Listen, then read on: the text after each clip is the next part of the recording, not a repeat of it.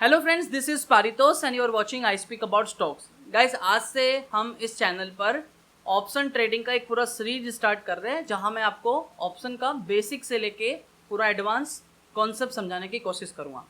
तो आज हम बात कर रहे हैं ऑप्शन बेसिक्स के बारे में, ऑप्शन कॉन्ट्रैक्ट के बारे में। अब ऑप्शन कॉन्ट्रैक्ट में दो पार्टी इन्वॉल्व होती है, एक होता है आपका ऑप्शन बायर और एक होता है ऑप्शन सेलर। अब ऑप्शन बायर और ऑप्शन कॉन्ट्रैक्ट का ये जो पूरा पार्टी का जो इस कॉन्ट्रैक्ट में जो इन्वॉल्वमेंट होता है, उसको मैं एक केस स्टडी के तौर पर आपको समझाने की कोशिश करता हूँ।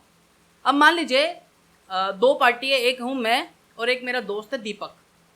अब दीपक के पास एक ज़मीन का टुकड़ा है, यानी उसके पास एक लैंड है जो मुझे बहुत पसंद है। अब लेकिन मुझे ये पता है कि यार जो दीपक के पास आज जो लैंड है उसके पास में एक हाईवे आने वाला है, यानी उसका प्राइस, ज़मीन का प्राइस डबल हो जाएगा। आज उसकी कीमत 5 लाख रुपए है, लेकिन 6 महीने के बाद उसकी ज़मीन का कीमत डबल हो जाएगा और दीपक को ये ज़मीन बेचनी है और इस ज़मीन की कीमत आज की डेट में 5 लाख रुपए है। लेकिन मैं कहीं ना कहीं ये भी सोच रहा हूँ कि यार इन केस अगर यहाँ पे हाईवे नहीं हुआ तो मेरे को तो नुकसान हो जाएगा, क्योंकि ये ज़मीन मेरे लिए तो कुछ फ़ायदे की है नहीं, मेरे लिए यूज़लेस है। मैं तो सिर्फ इसको इसलिए ख़रीदना चाहता हूँ क्योंकि ये डबल हो जाएगा तो मुझे मुनाफा होगा। अब मैं दीपक के पास जाता हूँ और दीपक के पास जाके कहता हूँ, दीपक यार एक काम करते हैं, एक एग्रीमेंट बनाते हैं अपन, एक दोनों, जिसमें तेरे को भी नुकसान नहीं हो, मेरे को भी नुकसान नहीं हो, दोनों को फ़ायदा हो। तो एक काम करते हैं कि दीपक यार मैं तेरे को अभी के अभी तेरे को मैं 1 लाख रुपए दे देता हूँ।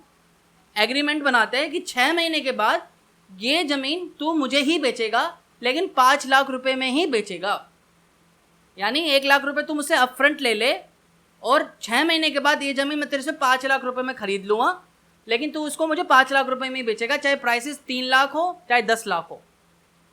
और मैं तेरे को अभी इसी एग्रीमेंट के लिए, 6 महीने के एग्रीमेंट के लिए 1 लाख रुपए तेरे को अभी अपफ्रंट दे रहा हूँ। और ये अपफ्रंट फ़ी नॉन रिफंडेबल है, यानी अगर मैंने तेरे से ख़रीदी नहीं तो तू इसे पॉकेट में रख लेना, मैं तेरे से वापस नहीं मांगूंगा। ये नॉन रिफंडेबल 1 लाख रुपए है, तो तेरे को भी फ़ायदा होगा अगर मैंने नहीं खरीदी तो। अब दीपक के लिए भी ये फायदे का मंद है कि अगर इन केस अगर मैं उससे ज़मीन नहीं खरीदी तो उसको सीधा सीधा 1 लाख रुपए का मुनाफा हो जाएगा, वो भी 6 महीने में। तो ये मैंने उसके साथ कॉन्ट्रैक्ट बनाया, उसके साथ ये एग्रीमेंट बनाया। अब इस एग्रीमेंट में 1 लाख रुपए का मैंने उसको अमाउंट दिया अपफ्रंट, और इसकी एक प्री फिक्स, इस कॉन्ट्रैक्ट की इस अंडरलाइंग एसेट क्या है हमारी, लैंड, इसकी एक फिक्स प्राइस मैंने तय कर ली 5 लाख रुपए के लिए 6 महीने तक के लिए। ये 6 महीने का एग्रीमेंट है, ज़मीन की कीमत 5 लाख रुपए फिक्स कर ली कि मैं उसे 6 लाख रुपए में 5 लाख रुपए में खरीद लूँगा। उसके लिए मैं उसे 1 लाख रुपए एक्स्ट्रा दे रहा हूँ as a agreement fee, upfront fee. अगर मैंने नहीं गया तो वो 1 लाख रुपए उसके हो जाएंगे, मैं उससे वापस नहीं मांग सकता। अब यहाँ पे पूरा इस एग्रीमेंट का जो इस एग्रीमेंट को एक्सरसाइज करना है नहीं करना, पूरा राइट मेरा है। यानी अगर मैंने उसके पास गया ज़मीन खरीदने तो उसको बेचनी ही पड़ेगी, क्योंकि ये एग्रीमेंट बनाया और इसके लिए मैंने उसको 1 लाख रुपए दिए एडवांस में।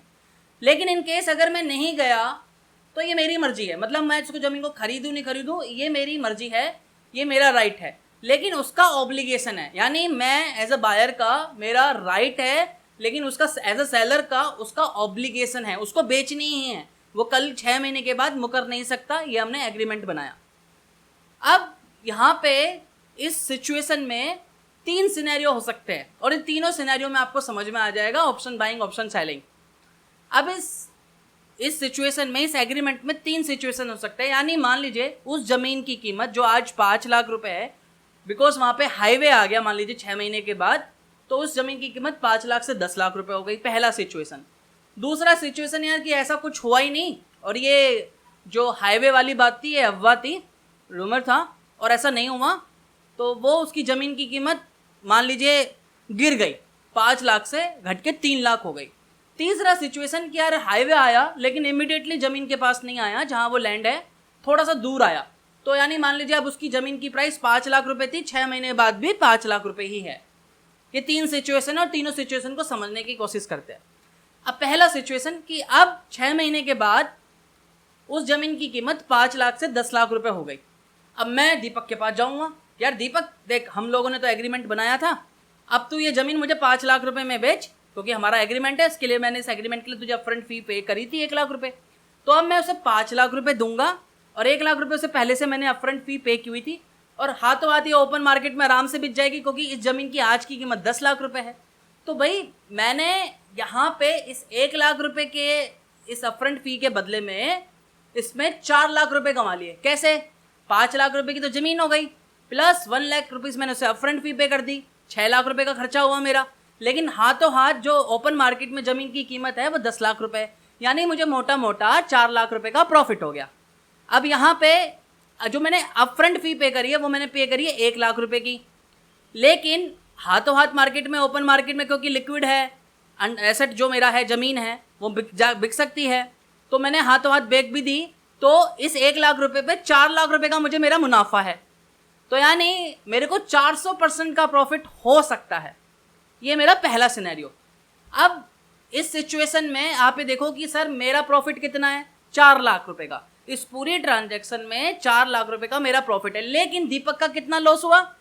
सर दीपक की जमीन की कीमत है 5 लाख रुपए और 1 लाख रुपए उसने एज अ अपफ्रंट फी जो ली थी इस एग्रीमेंट को पूरा करने के लिए 6 महीने के लिए, वो उसको मिल गया 6 लाख रुपए, और जमीन की कीमत आज 10 लाख रुपए है, तो उसको जो नॉशनल लॉस हुआ है वो हुआ है 4 लाख रुपए का। तो ये पहला सिनेरियो। अब दूसरे सिनेरियो की बात करते हैं। सर मान लीजिए कि जो हाईवे वाली बात थी वो एक अफवाह थी, ऐसा नहीं हुआ, वहाँ पे कोई हाईवे बना नहीं, और अब उस जमीन की कीमत 6 महीने के बाद 5 लाख से घट के 3 लाख हो गई है। 5 लाख रुपए की जो कीमत थी अब उसकी 3 लाख हो गई है। अब दीपक मेरे पास नहीं आ सकता क्योंकि दीपक का ऑब्लिगेशन है उसे बेचने का, लेकिन मेरा राइट है उसको बाय करने का। मुझे खरीदना है या नहीं खरीदा वो मेरी मर्जी है, क्योंकि उसी के लिए तो मैंने एग्रीमेंट बनाया है, उसी के लिए तो मैंने अपफ्रंट फी पे करी है ना उसे 1 लाख रुपए की। तो मैं अगर उस जमीन की कीमत 3 लाख रुपए हो जाएगी तो मैं नहीं खरीदूंगा। क्यों खरीदूंगा? क्योंकि सर ओपन मार्केट में तो वो 3 लाख रुपए में मिल रही है, तो मैंने तो उस एग्रीमेंट बनाया 5 लाख रुपए का, तो मैं 5 लाख रुपए में क्यों खरीदूंगा? तो सर ये मोटा मोटा अब जो 1 लाख रुपए मैंने उसे फी पे करा था वो 1 लाख रुपए का उसका हो जाएगा प्रॉफिट दीपक का, और मेरा लॉस हो जाए। मेरा कितना लॉस होगा? मेरा भी लॉस होगा 1 लाख रुपए का। यानी इस सिचुएशन में मेरा जो लॉस होगा वो मैक्सिमम लॉस कितना हो सकता है मेरे को इस सिचुएशन में? 1 लाख रुपए, क्योंकि जो मैंने फी उसको पे करी है वही मेरा लॉस है, क्योंकि मैंने अपने इस कॉन्ट्रैक्ट को एक्सरसाइज नहीं किया, क्योंकि ये मेरा राइट था कि मुझे इस कॉन्ट्रैक्ट को कंप्लीट करना है या नहीं करना। मैं नहीं करूँगा क्योंकि इसमें मेरा फ़ायदा नहीं है, तो यहाँ मेरा 1 लाख रुपए का लॉस होगा। इन केस अगर ये ज़मीन मैं खरीद लेता पहले ही और ये कॉन्ट्रैक्ट नहीं बनाता तो मेरा कितना लॉस होता? अब इस 5 लाख रुपए की कीमत 2 लाख रुपए हो जाती, मैं 5 लाख रुपए की ज़मीन 3 लाख रुपए में खरीद लेता, तो यानी मेरे 2 लाख रुपए का लॉस होता। लेकिन अब बिकॉज ऑफ दिस कॉन्ट्रैक्ट मेरा लॉस सिर्फ 1 लाख रुपए का हुआ। तो यहाँ पे इस बायर को यानी मुझे 1 लाख रुपए का लॉस हुआ, लेकिन उसे 1 लाख रुपए का प्रॉफिट हो गया। अब तीसरा सिचुएशन ये है कि भाई हाईवे बना, दूर बना, लेकिन अब इस जमीन की कीमत 5 लाख से 3 लाख भी नहीं हुई है, 5 लाख से 10 लाख भी नहीं हुई, 5 लाख के 5 लाख ही रह गए 6 महीने के बाद। तो अब मैं उसके पास क्यों जाऊंगा? क्योंकि भाई ज़मीन ऑलरेडी 5 लाख रुपए की मिल रही है ओपन मार्केट में, जिसमें मुझे कुछ मुनाफा होना नहीं है, तो मैं अपना पैसा क्यों फंसाऊंगा इस ज़मीन पर? तो भाई जो वो 1 लाख रुपए का है वो मेरा लॉस हो जाएगा, मैं उसे नहीं लूँगा, क्योंकि एग्रीमेंट ऐसे ही बना है कि भाई 1 लाख रुपए मैं तेरे से वापस नहीं लूँगा, वो नॉन रिफंडेबल है। अब ये 1 लाख रुपए उसका प्रॉफिट हो गया। अब यहाँ पे एक चीज़ समझ रहे हो आप? यहाँ पे एक चीज़ समझो कि सर हर सिचुएशन में ज़मीन की कीमत बढ़ेगा तो मेरे को फ़ायदा होगा, लेकिन अगर ज़मीन के प्राइसेस नहीं भी बढ़ेंगे या गिर जाएंगे तो मेरा जो लॉस होगा वो मैक्सिमम लॉस सिर्फ 1 लाख रुपए का होगा। अदरवाइज अगर मैं ज़मीन खरीद लेता और मान लीजिए उसके प्राइस गिर जाते तो मेरे को 2 लाख का लॉस हो सकता था, 1 लाख का लॉस हो सकता था, कितना भी लॉस हो सकता था, ज़मीन के प्राइसेस कितने भी गिर सकते थे। लेकिन अब मैंने because of this contract, because of this agreement between Deepak के और मेरे बीच में जो मैंने बनाया, उसकी वजह से मेरे को सिर्फ 1 ही लाख का लॉस हो सकता था मैक्सिमम, और प्रॉफिट कितना हो सकता था? प्रॉफिट अनलिमिटेड हो सकता था। मान लीजिए आज 5 लाख रुपए की ज़मीन 20 लाख रुपए की हो गई, 25 लाख रुपए की हो गई, तो मेरा जो प्रॉफिट है वो अनलिमिटेड हो सकता था, लेकिन जो लॉस होगा वो लिमिटेड होगा। तो एज एन मैं इस पूरे एग्रीमेंट को है ना हम डेरिवेटिव बोलते हैं, डेरिवेटिव कॉन्ट्रैक्ट, ऑप्शन कॉन्ट्रैक्ट। अब ऑप्शन कॉन्ट्रैक्ट में मैं हूँ ऑप्शन बायर और जो दीपक है वो है ऑप्शन सेलर। अब ऑप्शन कॉन्ट्रैक्ट में ऑप्शन बायर को जो प्रॉफिट होगा वो होगा अनलिमिटेड, लेकिन जो लॉस हो सकता है वो है लिमिटेड। मैक्सिमम लॉस इसका सिर्फ इन दिस एग्रीमेंट मेरा 1 लाख ही हो सकता था, क्योंकि मैं ऑप्शन बायर हूं, क्योंकि मेरे पास इस एग्रीमेंट का राइट है कि मुझे इसको एक्सरसाइज करना है या नहीं करना। लेकिन ऑप्शन सेलर का ऑब्लिगेशन है, उसे देनी ही है। लेकिन अब इस केस में ऑप्शन बायर में हूं तो दीपक है ऑप्शन सेलर। ऑप्शन सेलर को मैक्सिमम प्रॉफिट किसी भी सिनेरियो में होगा 1 लाख रुपए, जो मैंने उसे अपफ्रंट फी पे करी है। क्यों? क्योंकि सर अगर प्राइसेस बढ़ गए तो उसको तो होगा लॉस, अगर प्राइसेस नहीं बढ़े या प्राइसेस गिर गए तो भी उसे 1 लाख रुपए ही मिलेगा ऐसा पॉकेट, क्योंकि जो मैंने उसे अपफ्रंट फी पे करी है। तो ऑप्शन सेलर का मैक्सिमम प्रॉफिट हो सकता है लिमिटेड, लेकिन लॉस हो सकता है अनलिमिटेड। क्योंकि अगर उस 5 लाख रुपए की जमीन मान लीजिए 20 लाख हो गई तो उसको तो लॉस होगा ना, लेकिन जो उसको प्रॉफिट हो सकता है वो सिर्फ 1 लाख रुपए ही हो सकता है। तो ये इस एग्रीमेंट में एक मैं हूं ऑप्शन बायर, दीपक है ऑप्शन सेलर। अब जो हमने यहाँ पे जमीन की कीमत, जो 5 लाख रुपए की जो जमीन की कीमत है, जो फिक्स है, जिस पर ये कॉन्ट्रैक्ट बना है, उस 5 लाख रुपए की प्राइसेस को बोलते हैं स्टॉक मार्केट में यानी ऑप्शन ट्रेडिंग में स्ट्राइक प्राइस। और जो ये मैंने अपफ्रंट फी पे करी है इस ऑप्शन कॉन्ट्रैक्ट के लिए, जो मैंने फिक्स फी पे करी है 1 लाख रुपए की 6 महीने पहले, इसको बोलते हैं प्रीमियम अमाउंट। अब यहां मैं हूं ऑप्शन बायर, और ऑप्शन बायर को हो सकता है मैक्सिमम प्रॉफिट, लेकिन लॉस होगा लिमिटेड। ऑप्शन सेलर को, दीपक को, प्रॉफिट हो सकता है लिमिटेड, लेकिन लॉस हो सकता है अनलिमिटेड। अब अगला सवाल मन में आएगा, सर ये क्या हुआ? अब जब दीपक को पता है कि उसका प्रॉफिट लिमिटेड ही है तो वो क्यों करेगा एग्रीमेंट? उसको क्या फायदा हुआ? ऑप्शन बायर को तो ज़्यादा फायदा होगा, क्योंकि उसको तो प्रॉफिट मैक्सिमम हो सकता है लेकिन लॉस उसका लिमिटेड है। तो मैं ऑप्शन बाइंग क्यों कर रहा हूँ और वो ऑप्शन सेलिंग क्यों कर रहा है? इससे क्या फायदा हुआ? तो सर इससे मैं आपको समझाता हूँ सिचुएशन। यहाँ हमारे सामने तीन सिचुएशन के अलावा चौथी सिचुएशन नहीं हो सकती। या तो प्राइस बढ़ेगा, या प्राइस गिरेगा, या प्राइस सेम रहेगा, या आसपास रहे। लेकिन मेरे को कब फायदा होगा? मेरे को सिर्फ तभी फायदा होगा जब ऑप्शन का प्राइस बढ़ेगा, यानी उस अंडरलाइंग एसेट यानी जमीन का प्राइस अगर बढ़ेगा तभी मुझे फायदा होगा। यानी इन तीन सिचुएशन में सिर्फ एक बार मेरे को फायदा हो सकता है। लेकिन ऑप्शन सेलर को यानी दीपक को अगर जमीन के प्राइसेस नहीं भी बढ़े तो भी उसको 1 लाख रुपए मिलेगा, अगर जमीन के प्राइस गिर गए तो भी उसको 1 लाख रुपए का प्रॉफिट होगा। यानी उसको प्रॉफिट होने के जो चांसेस है वो 2 टाइम्स है। यानी उसकी जो विनिंग प्रोबेबिलिटी है वो है 66.66, और मेरी जो विनिंग प्रोबेबिलिटी है वो है 33.33। अगर जमीन के प्राइस बढ़ेंगे तभी मुझे प्रॉफिट होगा, अगर जमीन के प्राइस नहीं बढ़े या गिर गए तो मुझे नुकसान होगा और उसको प्रॉफिट होगा।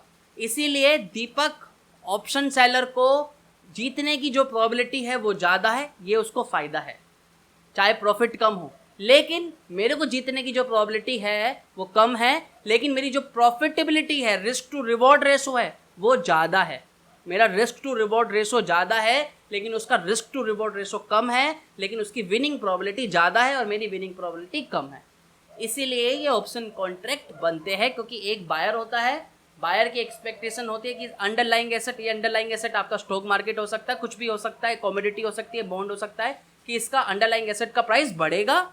और सामने वाले ऑप्शन सेलर की एस्टिमेट होती है कि नहीं यार ये प्राइस बढ़ेगा लेकिन कम बढ़ेगा, या तो कम बढ़ेगा या गिरेगा। अगर मान लीजिए आज की डेट में वो 5 लाख रुपए से बढ़ के 5.5 लाख रुपए भी हो जाती तो भी तो मुझे नुकसान होता।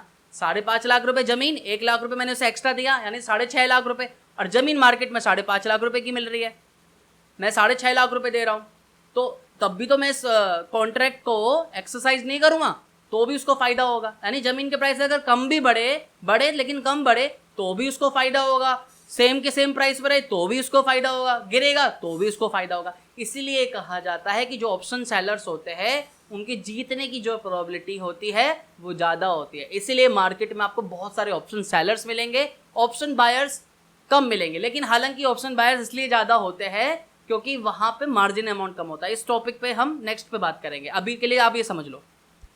तो यहाँ पे अब अगर इसी सिचुएशन को हम स्टॉक मार्केट में रिलेट कर लो, कोरिलेट, तो आपको समझ में आ जाएगा कि सर जो ये हमने लैंड की बात करी है, अंडरलाइंग एसेट, ये हो सकता है मान लीजिए रिलायंस का स्टॉक। अब इस रिलायंस के स्टॉक का प्राइस आज की डेट में है 2000 रुपये, तो 2000 रुपये हुआ स्ट्राइक प्राइस। अब इस 2000 रुपये से मैं एक्सपेक्ट कर रहा हूँ यार ये 2500 रुपये पहुँचेगा, तो वो मैं 2500 रुपये पहुँच जाएगा, तो मैं इस कॉन्ट्रैक्ट को खरीद लेता हूँ। मुझे उम्मीद है कि 2500 बढ़ेगा। अब सामने वाला बेच रहा है, तो मैं हूँ ऑप्शन बायर, वो है ऑप्शन सेलर। अब वो बेच रहा है तो फिर मुझे उसको प्रीमियम देना पड़ेगा, क्योंकि मैं ये कॉन्ट्रैक्ट बना रहा हूँ, ये मैं एग्रीमेंट बना रहा हूँ। अब इसी एग्रीमेंट को ऑप्शन कॉन्ट्रैक्ट बोलते हैं। अब इस एग्रीमेंट के लिए जो मैं फ़ी पे करूँगा उसे अपफ्रंट उसको बोलते हैं प्रीमियम। मान लीजिए 50 रुपये का प्रीमियम पे मिल रहा है ये वाला कॉन्ट्रैक्ट, तो मैं 50 रुपये का प्रीमियम पे करूँगा। और अगर ये कॉन्ट्रैक्ट मैंने एक्सरसाइज नहीं करा या इसका नीचे प्राइस गिर गया, तो ये मोटा मोटा 50 रुपये का प्रॉफिट ऑप्शन सेलर के पास चला जाएगा। अगर प्राइस कम भी गिरे भी या प्राइसेस नहीं भी बढ़े या कंपेरेटिवली कम बढ़े, तो ये ऑप्शन सेलर की जेब में चला जाएगा। तो इस कॉन्ट्रैक्ट में, इस पूरे एग्रीमेंट में, ये है आपका ऑप्शन कॉन्ट्रैक्ट जब हम कॉल ऑप्शन की बात कर रहे हैं। हालांकि इस पर और भी डिटेल में आगे वीडियो बनाएंगे जब हम कॉल्स, पुट्स और इसके रिलेट, क्योंकि जब ये प्राइसेस बढ़ते हैं ना, तो सिर्फ प्राइसेस पे आपका ऑप्शंस का प्रीमियम आगे पीछे नहीं होता, इसमें काफ़ी सारे ग्रीक्स भी होते हैं। जैसे हमारा डेल्टा होता है, वीगा होता है, थीटा होता है, गामा होता है, इन सब पे बात करेंगे। लेकिन ये आज का बेसिक है, ये समझना बहुत ज़रूरी है कि ऑप्शन कॉन्ट्रैक्ट है क्या। अब एक चीज़ याद ध्यान रखिए, यहाँ इस पूरी केस स्टडी का सबसे जो मेन पॉइंट ये है कि ऑप्शन बायर को प्रॉफिट होता है अनलिमिटेड, लेकिन लॉस होता है लिमिटेड, लेकिन इसकी विनिंग प्रोबेबिलिटी कम है, इसीलिए मैं ऑप्शन बायर हूँ। अब ऑप्शन सेलर को प्रॉफिट होगा लिमिटेड, लेकिन लॉस हो सकता है अनलिमिटेड, लेकिन जीतने की प्रोबेबिलिटी होती है ज़्यादा, इसीलिए वो ऑप्शन सेलर है। अब इन बीच में जो हमारी ट्रांजैक्शन हो रही है उसके लिए जो मैं अब फ्रंट फी पे कर रहा हूँ वो है प्रीमियम अमाउंट। और जिस प्राइस पर मैं फिक्स प्राइस पर इस अंडरलाइंग एसेट को कॉन्ट्रैक्ट बना रहा हूँ, ज़मीन की कीमत 5 लाख रुपए वाली, और इस स्टॉक रिलायंस की बात कर रहे हैं, स्टॉक की 2000 रुपये की प्राइस, तो ये हुआ हमारा स्ट्राइक प्राइस। इस स्ट्राइक प्राइस पे ये कॉन्ट्रैक्ट मैं बना रहा हूँ। तो ये पूरा आपका इस तरीके से चलता है ऑप्शन का।